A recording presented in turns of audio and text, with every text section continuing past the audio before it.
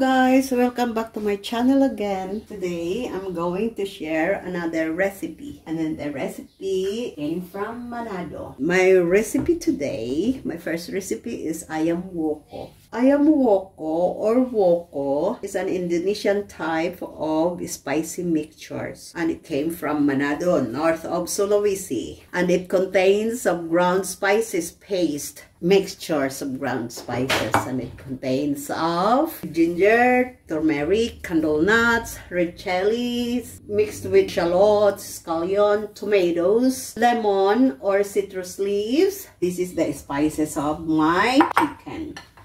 And then these are the leaves, the pandan leaves, turmeric leaves, lime leaves. And then Manado recipe, Manado food, they always have this. They always use this basil, the local basil leaves. And then ingredients of the fish. You know what is this, guys? You can comments down below. What do you call this? Parang nakita ko na ito nung maliit pa ako. Kaya lang I forgot the name. So it goes to my fish. Yung para ito sa chicken. So ganito na siya. At saka ito yung chili niya. This is the chili. They use a lot of chilies. And then I'm going also to cook fish. Sa atin siguro sinigang ito because it says asam. Asam ito is sour. And these are the ingredients of the fish. And then my vegetables today, papaya leaves. You know, they said eating these papaya leaves is very healthy. You can avoid a lot of illness. Sabi daw. At saka nagpapaputi daw ito.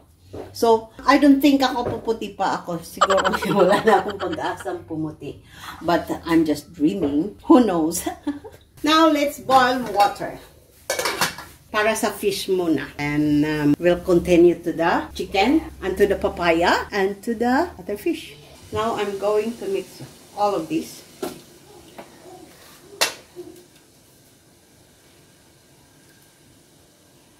The lime leaves, we'll put that later. We'll mix that later. And this one. You know, they call it here, kachumbrang, bunga honji, or fruit of honji. Ito na siya, guys.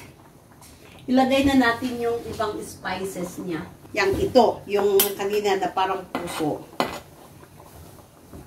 The tomato.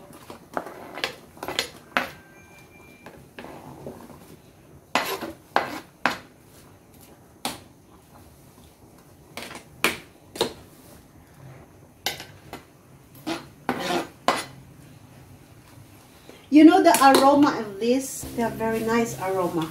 It's so yummy. It's really yum. It's almost done. Kulang na lang ng calamansi or lime juice. So yung lime juice, ihahalo natin pagka when we take off already from here.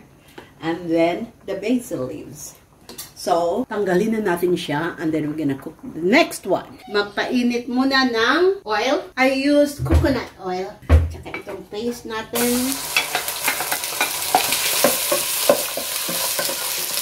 Laki naman ang ano ko. Look at the color, the smell, the aroma of this mixture spices. Oh, really good.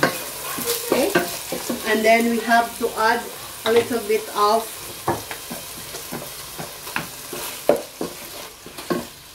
the chili. We put this.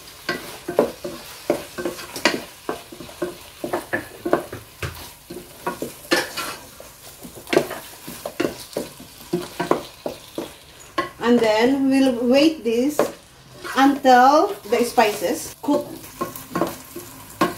Para hindi siya maging mabaho. Okay, so we have to wait, and we put the chicken. Ito na siya, guys, yung ayam woko natin. I already put all the spices in here except the basil leaves. So I already put the pandan leaves, the turmeric leaves, the lime leaves. So the lemongrass, the bay leaves, have to put the basil leaves before serving the chicken. Nilagay ko na yung bay leaves at saka yung tomato. This is done. Ready to serve. Ngayon, luto naman tayo ng yung sa atin, pag sa atin, ano yun, tulingan kaya. But I use the yellowfin tuna, yung 1.5 kilos lang. So, those are the ingredients. So, the mixed woko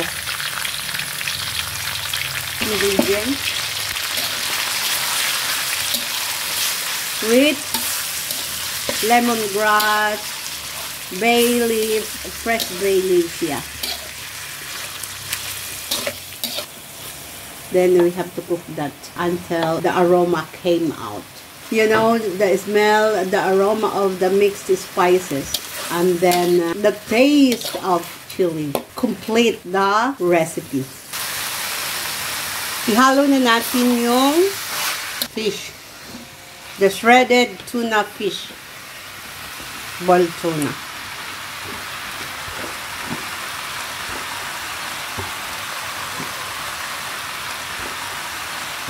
That menu or recipe, you can use that for porridge. And they have, Manado or in Sulawesi, they have very yummy porridge. I think I'm going to cook that next week or in the near future. I'm going to upload that also.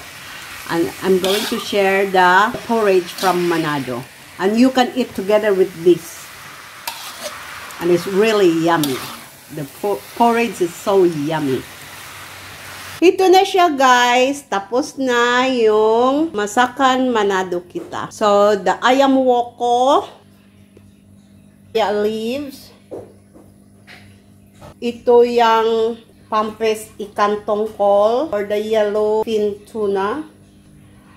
At saka ito yung soup kuah asam. Soup ikan kuah asam. Asam ito is sour. So parang sinigang sa atin yan guys. At kakain na kami. See you in my next video guys. Bye. Don't forget to subscribe, like, and comment.